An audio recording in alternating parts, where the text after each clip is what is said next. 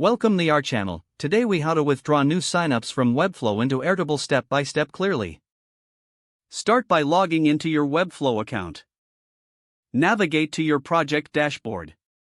Select the project that contains your sign-up form.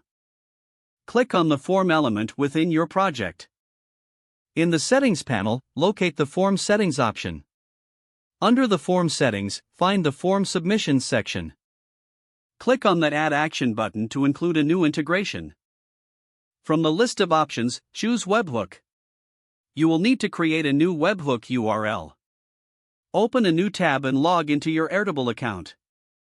Create a new base or select an existing one for signups. In Airtable, navigate to the table where you want to store the new signups. Click on the API button in the upper right corner. In the API documentation, look for the option to generate a new API key. Copy the API key to use in your webhook.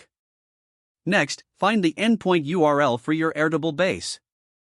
Make sure to format your URL correctly, including the base ID and table name. Return to the Webflow tab and paste the Airtable URL into the webhook field. Select the appropriate method, usually POST. In Webflow, map the form fields to their corresponding. Make sure each field is accurately connected. Save your Webflow changes by clicking the Save button.